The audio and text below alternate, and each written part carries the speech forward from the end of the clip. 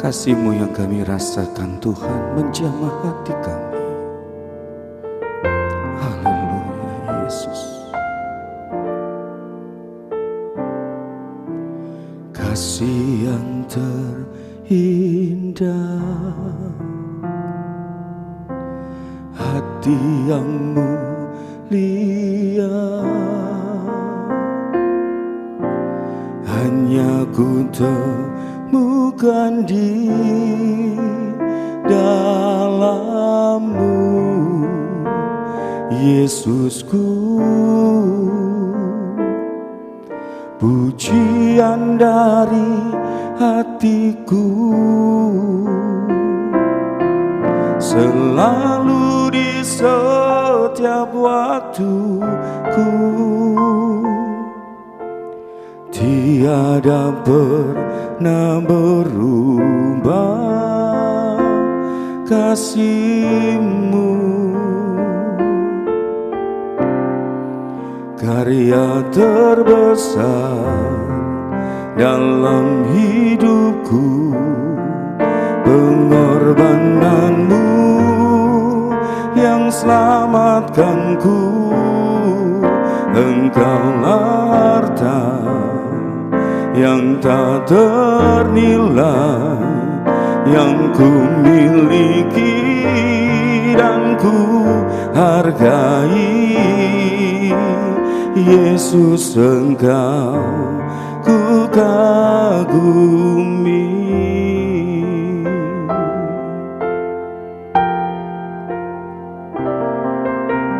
Kasih yang terindah, hati yang mulia, hanya ku temukan di dalam-Mu, Yesusku. Pujian dari hatiku selalu di setiap waktuku, tiada pernah berubah kasih-Mu. Karya terbesar dalam hidupku, pengorbanan-Mu yang selamatkanku. Engkaulah harta yang tak ternilai yang ku miliki dan ku hargai. Yesus, Engkau ku kagumi. Yesus, Engkau ku kagumi.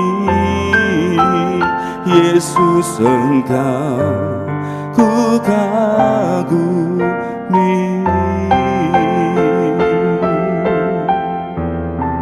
Haleluya.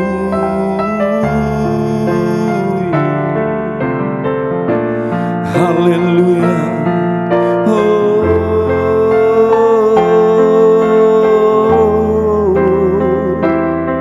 Kasih-Mu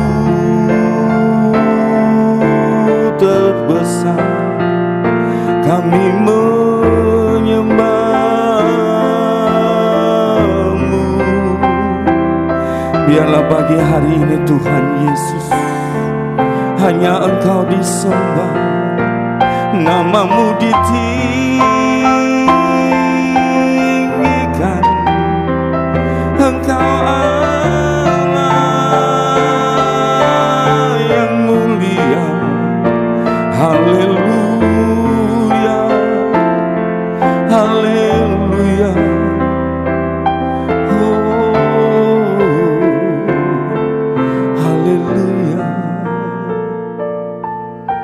Karya-Mu terbesar dalam hidupku, karya-Mu terbesar karya terbesar dalam hidupku, pengorbananmu yang selamatkanku.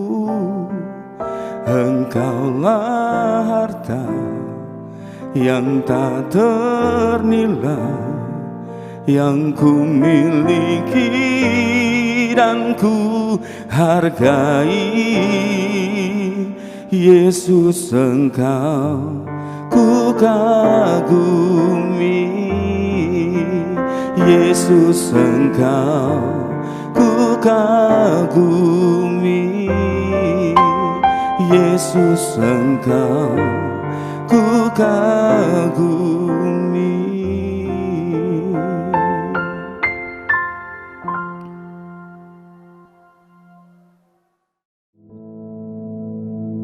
Our Father, which art in heaven, hallowed be thy name. Thy kingdom come, thy will be done in earth as it is in heaven. Give us this day our daily bread, and forgive us our debts, as we forgive our debtors. And lead us not into temptation, but deliver us from evil. For thine is the kingdom, and the power, and the glory, forever. Amen.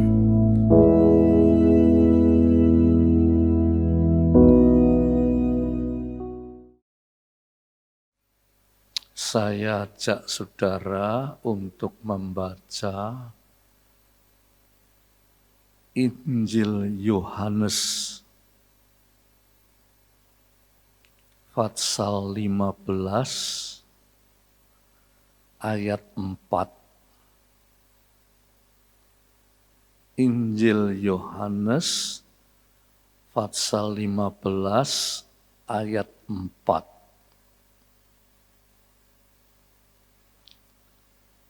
Ayat ini, saudara, sudah banyak kali kita baca, ya. Tetapi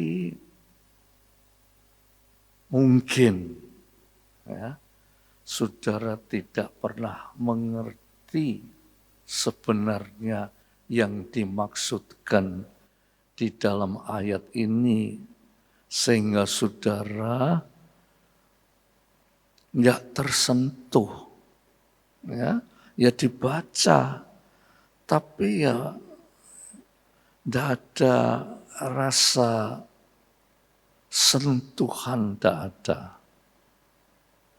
Ya, maka pada pagi ini saya ingin saudara perhatikan, ini bagus sekali. Ya, dikatakan, tinggallah di dalam aku dan aku di dalam kamu. Ya. Tinggallah di dalam aku dan aku di dalam kamu. Sama seperti ranting tidak dapat berbuah dari dirinya sendiri kalau ia tidak tinggal pada pokok anggur. Demikian juga kamu tidak berbuah jikalau kamu tidak tinggal di dalam aku. Ya. Ini penting sekali, ya. Saudara renungkan betul-betul. Kalau kita bisa tersentuh oleh ayat ini akan mengarah pada suatu titik kemajuan rohani kita. Sebab kita ini sering berkata, ya, dalam hati, loh saya ini sudah di dalam Tuhan loh. Ya. Saya ini sudah di dalam Tuhan loh. Malahan saya giat dalam segala bidang pelayanan. Ya. Dan saya juga banyak berjerih lelah di dalam Tuhan. Ini betul, saudara.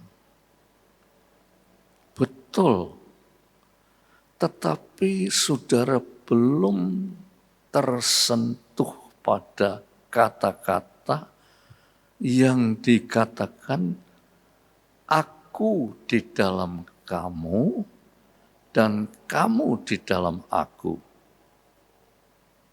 Nah, ini harus saudara perhatikan, sebab kalau tidak, ya, perjuangan kita ini akan gagal. Ya. Mungkin saudara ambil perbandingan. Ya. Perbandingan. Loh, Mazmur itu mengatakan hanya dekat Allah saja aku tenang. Ya, coba saya bacakan itu Mazmur pasal 62 ayat yang ke-1 dan 2. Saudara perhatikan, ya. Mungkin dengan ini saudara itu merasa sudah dekat dengan Tuhan, ya. Tapi saudara tidak memperhatikan akan kata-kata berikutnya ini. Coba saya bacakan, ya. Untuk pemimpin biduan Mazmur Yedutun. Ini suatu pujian, ya. Mazmur Daud. Kalau dikatakan Mazmur Daud, ya, saudara jok salah. Oh, ini Daud sing ngarang. Belum tentu, saudara. Ya, walaupun itu disebut Mazmur Daud, belum tentu nah itu Daud sing ngarang. Ya. Pada zaman dulu banyak orang yang memuji Daud. Orang itu mengarang sebuah syair untuk Daud. Bisa juga. Jadi kita jangan, ini Daud sing ngomong, ya, jangan, ya. Terus dikatakan, hanya dekat Allah saja aku tenang, daripadanya lah keselamatanku. Saudara anggap hanya dekat Allah saja aku tenang. Pokoknya aku dekat be Allah aku tenang. Ya. Tetapi di dalam Yohanes tadi berkata, aku di dalam kamu, kamu di dalam aku. Ya. Nah, ini kok dekat saja sudah tenang. Ya. Saudara tidak ngerti atau mungkin tidak terlalu meneliti akan ayat ini. Coba ayat yang kedua. Ya, saudara perhatikan ayat yang kedua. Perhatikan ya, saudara. Hanya dialah gunung batuku dan keselamatanku, kota bentengku, aku tidak akan goyah. Ini akan memberikan kejelasan apa artinya dekat. Ya. Hanya dia gunung batuku. Saudara mungkin agak kabur Apa artinya gunung batu itu? Ya. Nah, saudara mesti ngerti ya. Pada waktu bangsa Israel itu keluar dari tanah Mesir, dia berjalan di padang pasir. Ya. Di padang pasir itu, saudara, kalau satu saat ada yang disebut badai pasir, ya, badai pasir itu diangkat naik, ya. Orang memperkirakan, para ahli memperkirakan, waktu pasir diangkat itu berjuta-juta kubik pasir itu diangkat. Ya, coba saudara bandingkan hujan. Ya, hujan. Seperti sekarang hujan. Ya, kemarin tuh hujan terus. Saudara bisa bayangkan, sungai-sungai itu penuh semua.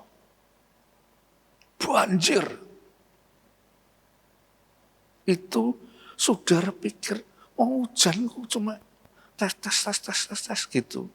Sungai sebanjir kabeh. Karena saudara tidak pernah memperhatikan hujan itu berapa juta kubik air yang di atas itu turun ke bumi ini. Begitu juga badai pasir. Pasir itu diangkat oleh badai. Nah, waktu diangkat itu, saudara, kalau badainya reda, itu pasir itu turun. Ya. Kalau turun, apapun yang ada di bawah waktu pasir itu turun, pasti dikubur hidup-hidup. Ya, pasti dikubur hidup-hidup. Loh, itu waktu bangsa Israel itu waktu dia di padang pasir itu dia kena badai itu. Ya, kena badai itu. Lah, kalau sudah pasir itu turun dan pas kena rombongan bangsa Israel itu, pasti bangsa Israel itu terkubur hidup-hidup. Nah, di sini dikatakan Tuhan itu gunung batuku. Ya, andai kata saudara, badai itu datangnya dari sini. Ya, ini gunung batu. Ya. Badai itu datangnya dari sini. Kalau saudara berada di tempat ini dan pasir itu turun, saudara berada di tempat ini, saudara semua pasti terkubur hidup-hidup. Tapi orang Israel diperintahkan, kalau ada badai dari sana, dia mesti harus berada di sini. Ini gunung, saudara. Dia mesti berada di sini. Sehingga gunung itu akan melindungi dia. Jadi pasirnya tak turun, saudara selamat, tidak kena badai, tidak kena pasir. Itu yang disebut Tuhan itu gunung batuku. Itu tidak boleh. Oh, saya sudah dekat baik gunung batu kok. Ya, seperti kata dekat itu. Saya sudah dekat.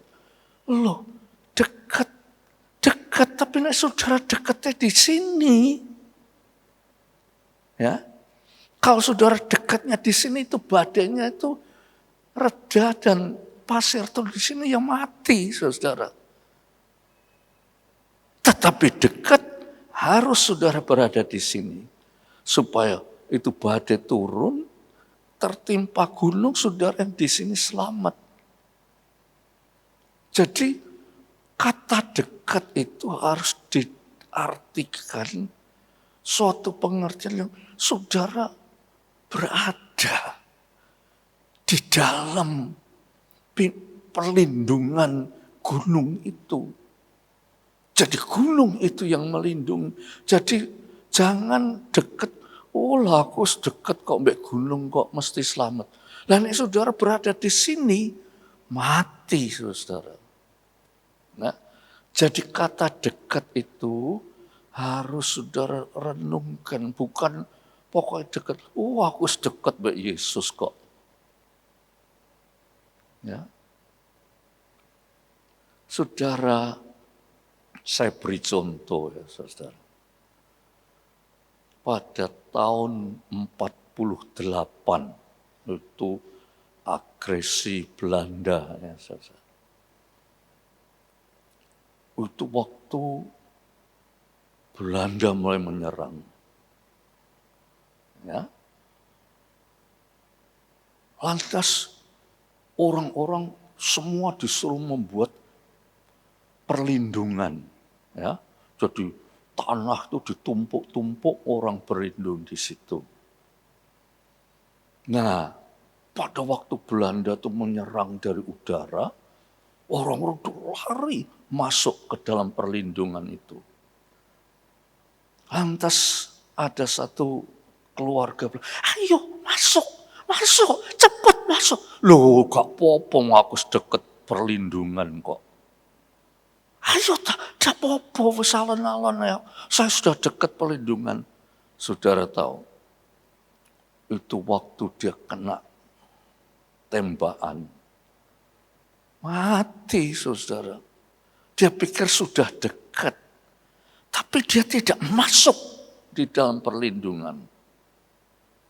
Ya. Jadi saudara, arti kata dekat itu jangan aku dekat baik Tuhan, aku melayani Tuhan. Belum tentu. Tuhan bilang, aku harus di dalam kamu, kamu di dalam aku. Kita harus masuk di dalam perlindungan itu. Ya, saudara perhatikan betul-betul. Sebab kalau tidak, saudara tak kuat menghadapi dunia ini. Ya, ada anak-anak Tuhan, bahkan pendeta, khotbahnya hebat dan maju, jatuh di dalam dosa. Gak kurang, saudara. Karena dia mungkin beranggapan, saya ini sudah dekat baik Tuhan kok. Tetapi Tuhan bilang, aku harus di dalam kamu, kamu di dalam aku. Perhatikan saja. Ya. Terus dikatakan di sini, itu ayat yang kedua. Tadi, Mazmur tadi, kita belum kembali kepada Yohanes ya. Ayat yang kedua. Dialah gunung batuku dan keselamatanku.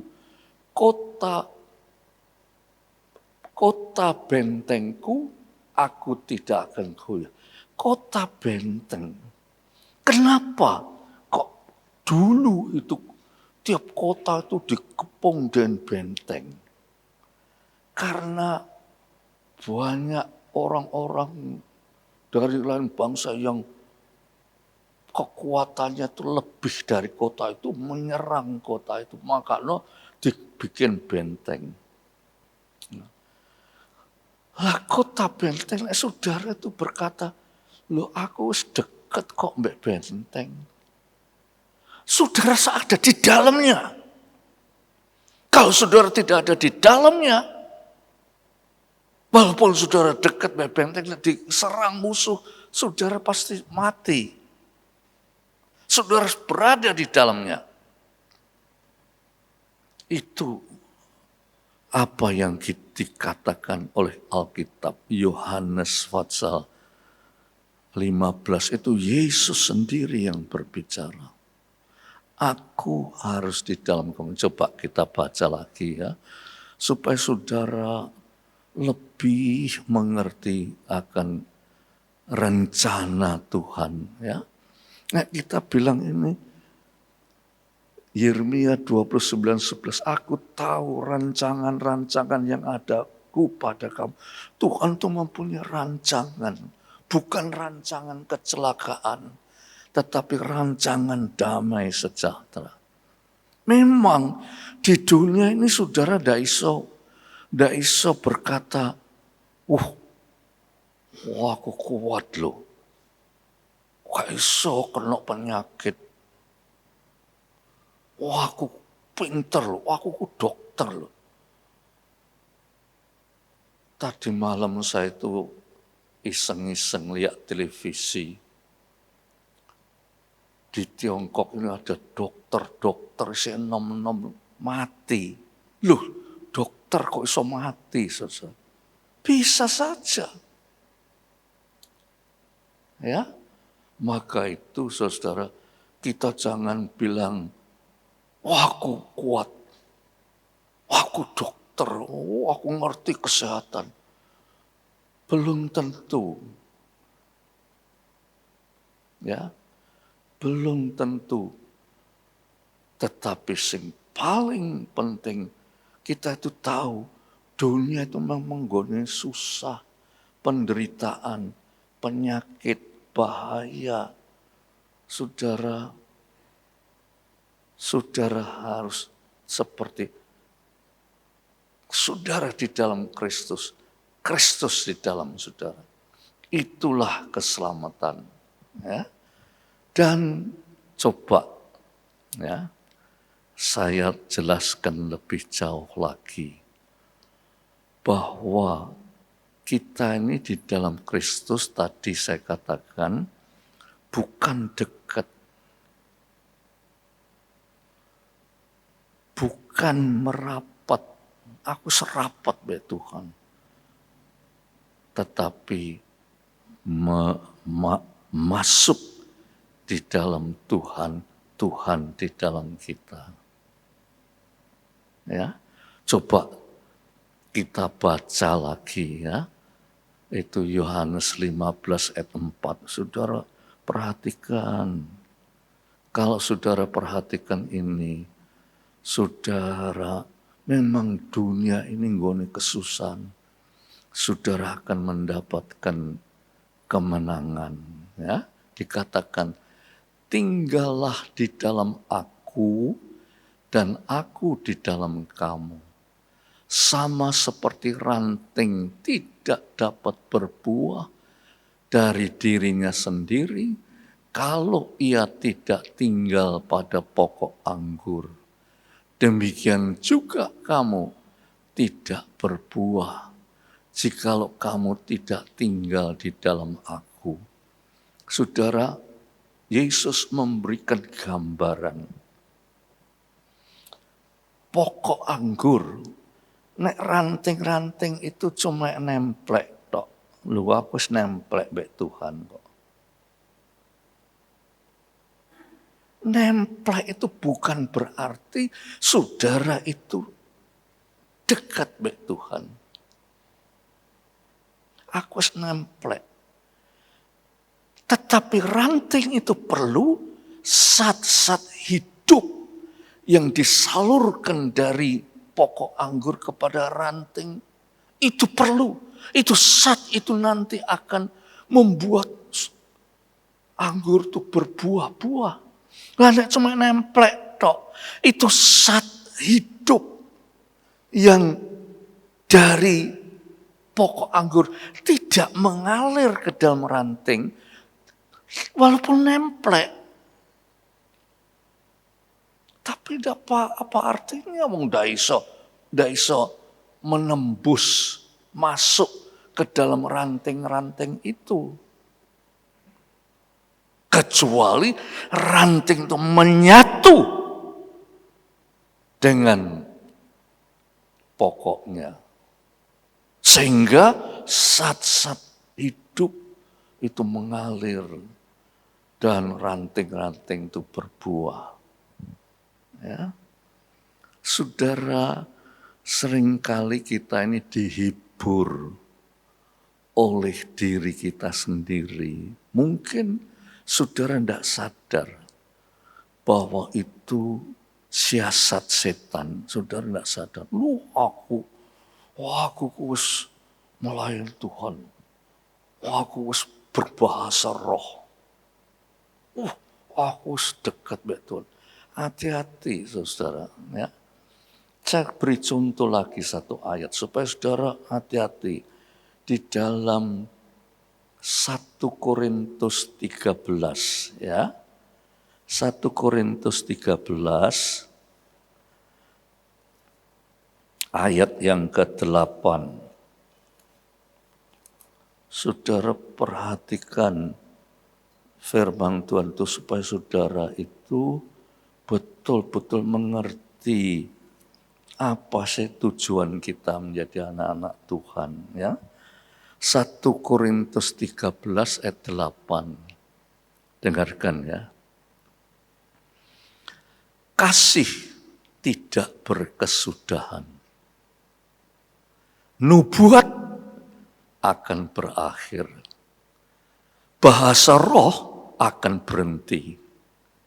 Pengetahuan, artinya pengetahuan itu yaitu nubuatan, ya, akan lenyap. Tetapi kasih itu kekal. Loh kok kasih sing kekal? Sebab di dalam kasih itu seperti ranting itu dia bukan nemplek. Tetapi ranting itu menyatu dengan pokok anggurnya. Jadi saudara jangan, saya sudah dekat dengan Tuhan. Itu kasih Tuhan tuh mengalir dalam hidup. Dah iso, saudara. Kecuali saudara itu menyatu dengan Tuhan. Ya. Itu kasih itu mengalir di dalam hidup kita. Itu penting, saudara. Ya. Kita harus berusaha sampai di situ berdoa. Ya. Kita tidak bisa terus jadi gitu, tidak bisa. Ya. Lantas jadi gitu, tidak bisa. Kita melalui satu proses, tak tunjui ya. Supaya saudara, Kolose pasal 3.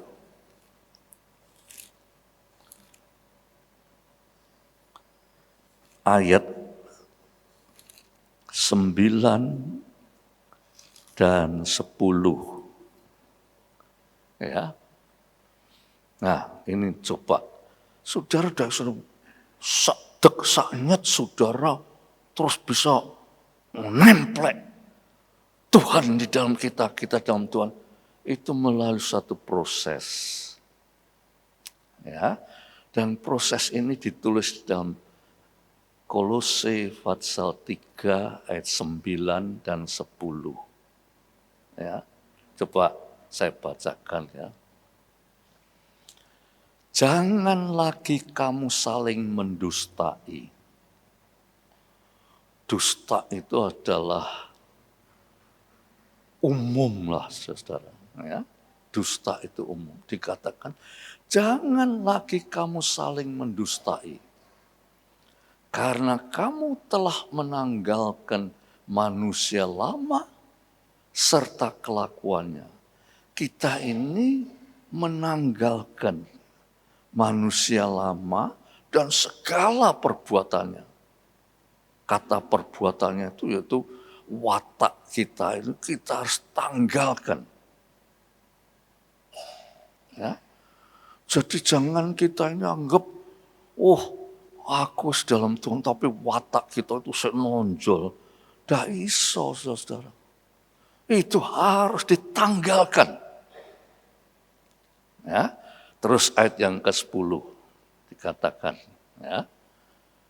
Dan telah mengenakan manusia baru. Yang terus menerus diperbaharui. Terus diperbaharui. Artinya terus diperbaharui itu saudara itu diproses.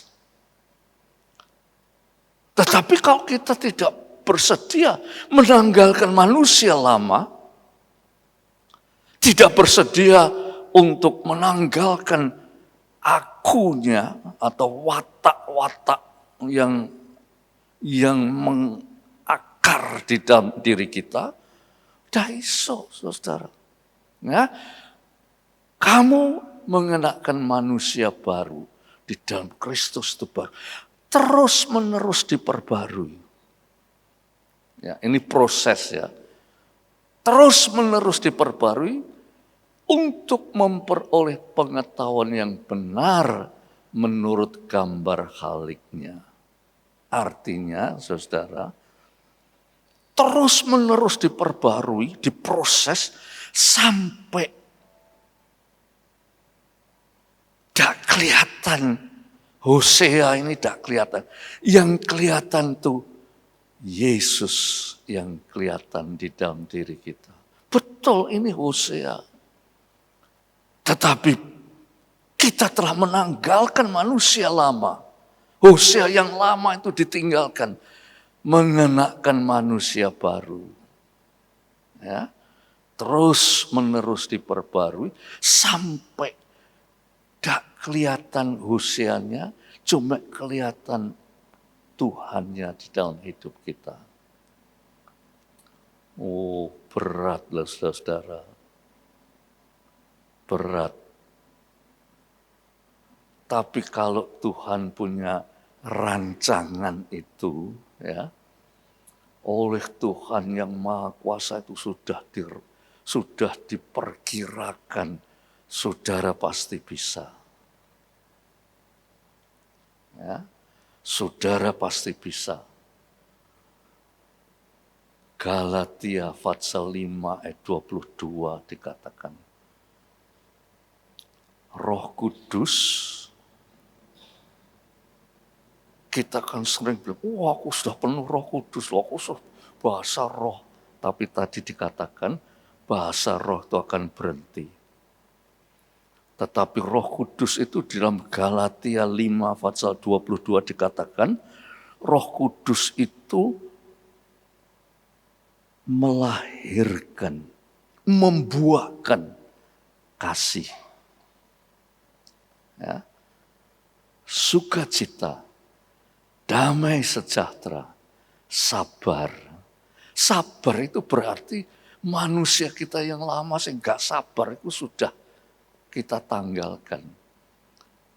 Kemurahan, kebaikan, lemah lembut, rendah hati, dan penguasaan diri. Roh Kudus itu memberikan penguasaan diri. Ya, saudara, kita harus hati-hati, kita harus minta Roh Kudus. Roh Kudus, tanggalkanlah manusia lama, supaya kasih itu mewarnai hidup kita. Kasih itu mewarnai hidup kita. Sehingga dari kasih itu kelihatan hidupmu itu penuh sukacita, damai, sejahtera, sabar, kemurahan, kebaikan. Jadi Tuhan tidak berkata saudara itu jadi manusia baru itu angel. Saudara berkata angel. Bukan. Roh Kudus akan membuat saudara luar biasa. Ya. Jadi saudara harus mengalir menurut proses yang diproseskan kita oleh Tuhan, mengalir. Dan itu proses itu Roh Kudus yang memproses kita. Jangan kita aku penuh Roh Kudus loh aku. Pada aku ini sudah dekat dengan Tuhan. Tetapi itu saat hidup dari pokok anggur itu tidak bisa mengalir kepada kita. Kecuali kita di dalam Tuhan, Tuhan di dalam kita. Kalau begitu saudara, ayo kita kembali pada Yohanes pasal 15. Ini terakhir ya.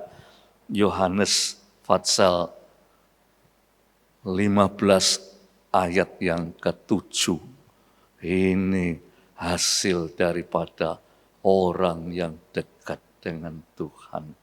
Orang yang menyatu dengan Tuhan ya. Dengarkan. Jikalau kamu tinggal di dalam aku dan firmanku, firman Tuhan tinggal di dalam kamu. Firman itu menurut Ibrani pasal 4 ayat 12, firman itu hidup. Jadi ini firman Tuhan itu hidup, ini bukan mati, hidup. Kalau firmanku tinggal di dalam kamu, coba mintalah apa saja yang kamu kehendaki dan kamu akan menerimanya. Oh, saudara, janji Tuhan itu ya dan amin. Ya. Seringkali aku minta sampai nangis-nangis, gak dikabul oleh Tuhan. Lang saudara tidak tahu proses hidup. Saudara tidak mau diproses. Saudara maunya nganggo karepe dhewe.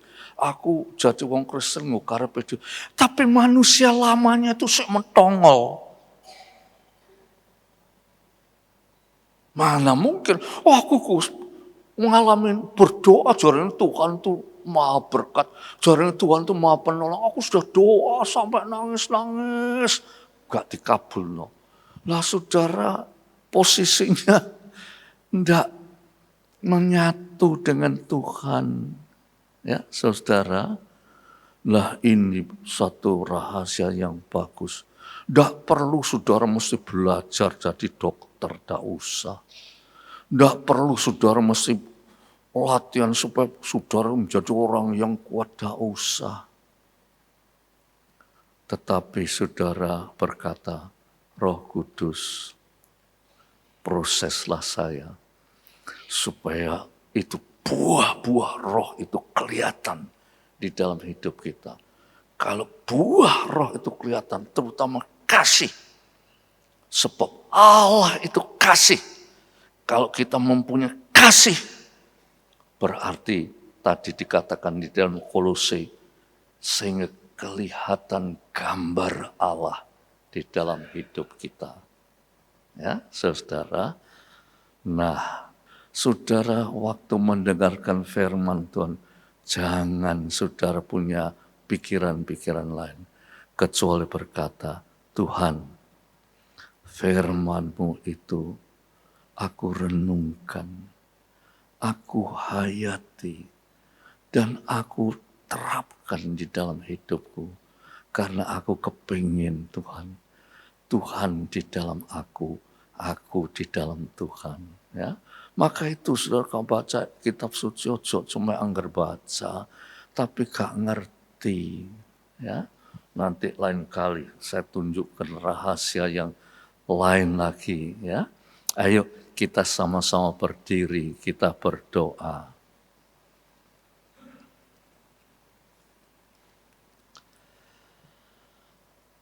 Ya Tuhan,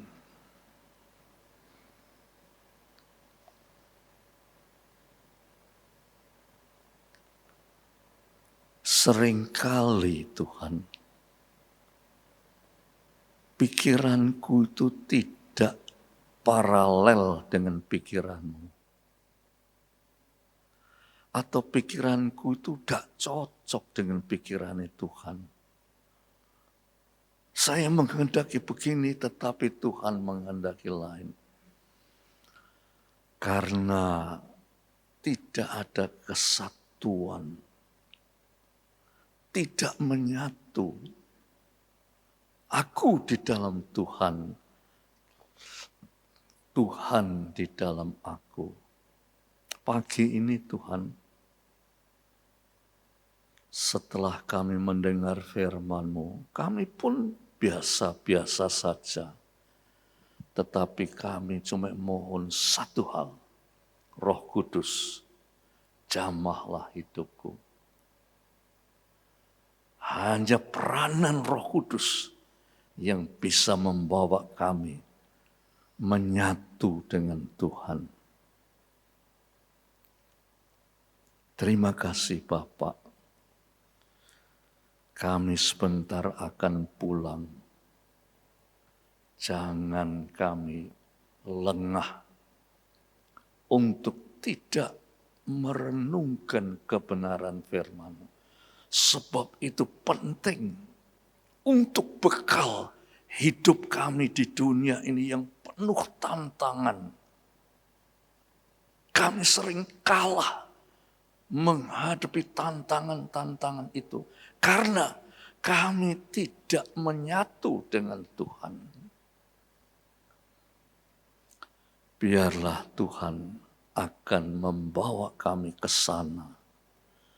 Sehingga hidup kami di dunia ini seperti Yohanes 15 ayat 7. Kalau aku di dalam kamu, kamu di dalam aku, mintalah apa saja akan diberi. Terima kasih Tuhan. Terima kasih untuk firman-Mu. Dan saudara-saudaraku yang kekasih, pulanglah. Biar damai sejahtera Bapa, berkat rahmat dan kasih Yesus Kristus, persekutuan oleh Roh Kudus atas saudara semua sampai Maranatha. Dalam nama Yesus Kristus. Mari katakan bersama-sama, amin.